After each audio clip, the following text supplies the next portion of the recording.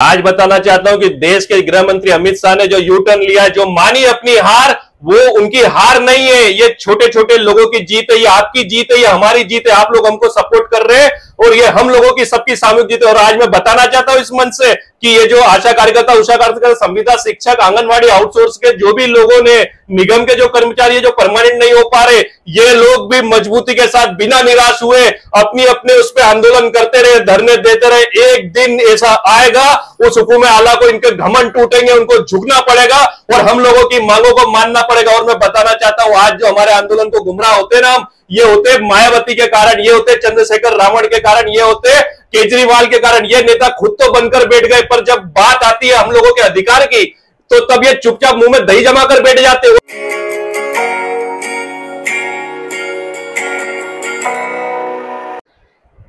नमस्कार दोस्तों, मैं आप लोगों को बताना चाहता हूं कि लोगों हमसे पूछते हैं, आप लोग कमेंट्स और इनमें पूछते हैं कि इन सब वीडियो से होगा क्या, या किसी की आवाज उठाने से होगा क्या, कोई मुद्दा गरीबों का उठाने से होगा क्या, क्यों परेशान हो रहे हो, क्यों थक रहे हो। मैं उन सभी को आज इस वीडियो में जवाब देना चाहता हूं कि आवाज छोटी हो या बड़ी, जिंदा होने की पहचान है कि हम मुद्दों को जिंदा रख रहे हैं। हम गरीब तबके की आवाज उठा रहे हैं, हम शोषित तबके की आवाज उठा रहे हैं। और इस सवाल का जवाब कि आवाज उठाने से होता क्या है, तो उन लोगों को आंख खोल के सुन लेना। वही हमने अभी केंद्रीय गृह मंत्री अमित शाह जी, जिन्होंने इंग्लिश के लिए बुराई करी कि मैं हिंदी को ऐसा बना दूंगा कि इंग्लिश बोलने में शर्म आएगी, उन लोगों को यू टर्न लेना पड़ा। और उन लोगों को यू टर्न ऐसे लेना पड़ा क्योंकि छोटी छोटी आवाजें उठी उनके खिलाफ। तो यह साबित होता है हम लोग अगर पूरी शिद्दत के साथ आवाज उठाएंगे।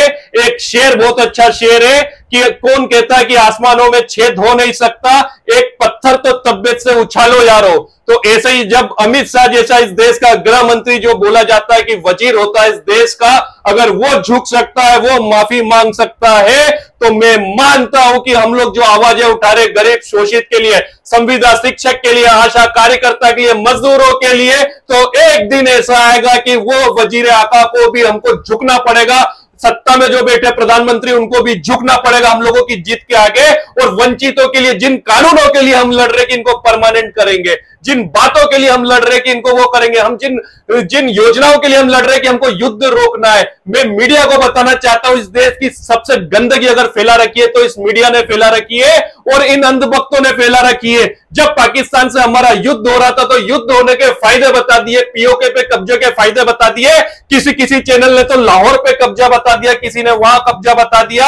और जब सीज फायर प्रधानमंत्री करते तो यही मीडिया लग जाती है कि युद्ध होने के नुकसान क्या है। ये गुमराह किसको कर रही है, आपको और हमको समझना चाहिए।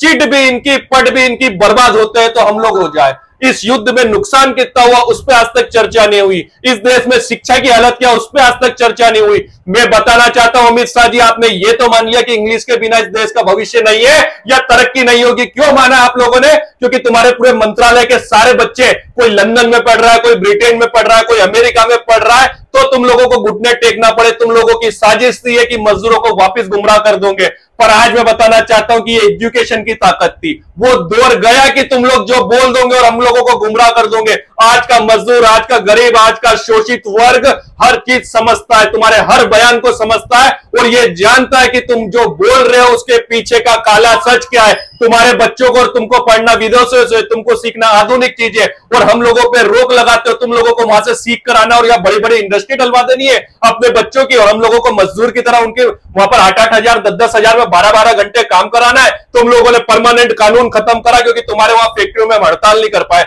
हड़ताल को लेकर तुम लोगों ने कई कानून बना दिए, तुमने आउटसोर्सेज पे रख लिए कि हमारे बच्चे जो टैलेंटेड है, जो गरीब के बच्चे जो टैलेंटेड है, उनका टैलेंट खत्म हो जाए, वो 8,000 की नौकरी में 8,000 में खत्म हो जाए। तुम लोगों की ये पूरी की पूरी साजिश इस देश के अंदर बेनकाब हो गई है। मैं देश की जनता को बताना चाहता हूं कि ऐसे जो दोगले मानसिकता के लोगों ने जो बोलते कुछ और है, करते कुछ और है, उनसे हमको बच के रहना है। मैं बताना चाहता हूं कि इस देश के संविधान निर्माता बाबा साहब अंबेडकर, अगर उनको इंग्लिश नहीं आती तो क्या वो संविधान लिख पाते? क्या वो अंग्रेजों से बात कर पाते या अंग्रेजों को वो संतुष्ट कर पाते कि हमारे वहां दलितों की स्थिति क्या है? आप लोगों की जो स्थिति आज सुधारने में जो संविधान करके सब घूम रहे, नीले पट्टे डाल के घूम रहे हो, उस संविधान निर्माता को अगर इंग्लिश नहीं आती और अंग्रेजों से इंग्लिश में बात नहीं कर पाता तो आप लोग कहां पड़े होते? ये सोचने और समझने वाली बात है। अगर देश के प्रधानमंत्री को, नेहरू जी को इंग्लिश नहीं आती तो क्या वो दूसरे देशों से हमारे संपर्क कर पाते या हमारी बॉन्डिंग हो पाती? तो आप लोगों को इन दोगले राजनेताओं को समझना होगा और इस देश को गुमराह होने से बचाना होगा। जो ये तथ्य बोले उसके पीछे का राज समझना होगा। अब इस देश में ये नहीं चलेगा कि बोला कुछ और जाएगा, करा कुछ और जाएगा, क्योंकि इनके बोले हुए को ये परंपरा बनाकर हम पे थोप दिया जाता है।